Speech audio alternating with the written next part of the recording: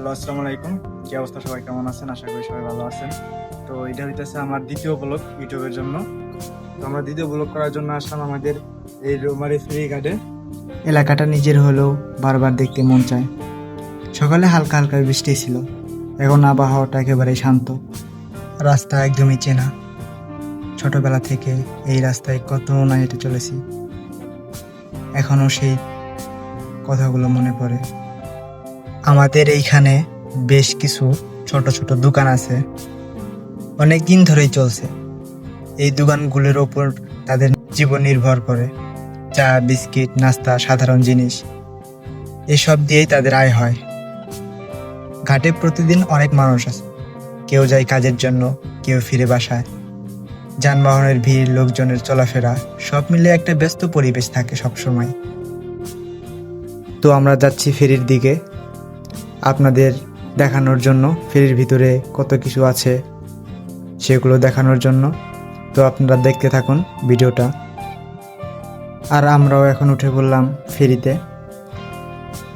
এই ফেরিতে নদী পার হতে বেশ সময় লাগে, প্রায় 3 ঘন্টা 3.5 ঘন্টার মতো লাগে। ফেরিটা দেখতে বেশ লম্বা, সৌর। তো এই ফেরির নাম হচ্ছে ফেরি কুঞ্জলতা। আপনারা দেখতে থাকুন ভিডিওটা। ফেরির ওপর থেকে নদীর দিকটা অনেক সুন্দর লাগে, পানি ধীরে বয়ে চলে, দুপাশে কিছু নৌকা দেখা যায়। নদীর মাঝখানে দাঁড়িয়ে থাকলে এক ধরনের শান্তি পাওয়া যায়। তো চলে আসলাম ফেরির ভিতরে, এবার আপনাদেরকে উপরের দৃশ্যটা দেখাবো। চলুন যাওয়া যাক। তো সিঁড়ি বেয়ে বেয়ে উঠছি আমরা ফেরির উপরের দিকে, আপনাদের ভিতরের দৃশ্যটা দেখানোর জন্য।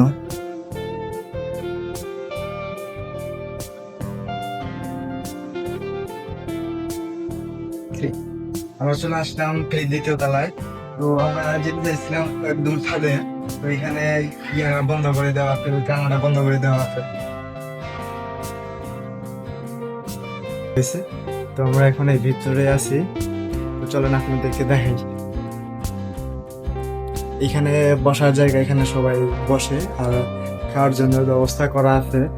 সেগুলো এখন বন্ধ, যেহেতু ফেরিটাও বন্ধ আছে। চালু হবে যখন, তখন এগুলো কি খোলা হবে। আর এখানে পর্যাপ্ত খাওয়ার ব্যবস্থাও আছে, আর বাথরুমও আছে, সবকিছু করা যাবে এখানে।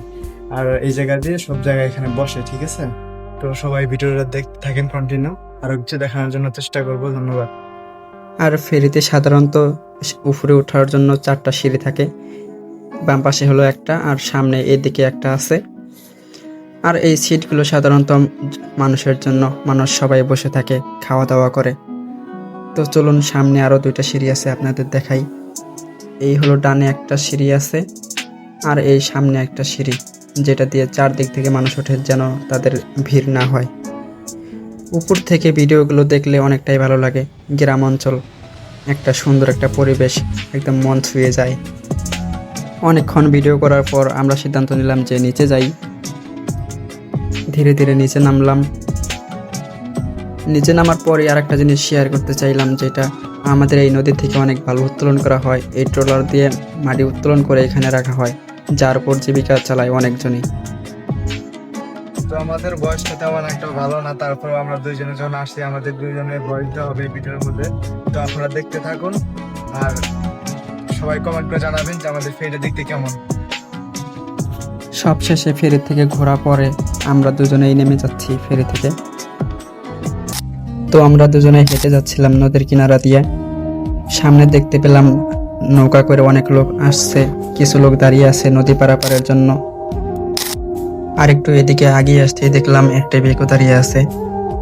তো সাধারণত এই ট্রলার দিয়ে নদীর মাঝখান থেকে মাটি তুলে এখানে জমা করা হয়।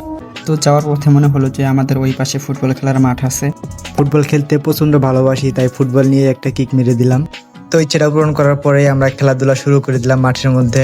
তো আমাদের খেলাধুলা কেমন লাগলো অবশ্যই আমাদের কমেন্ট করে জানাবেন।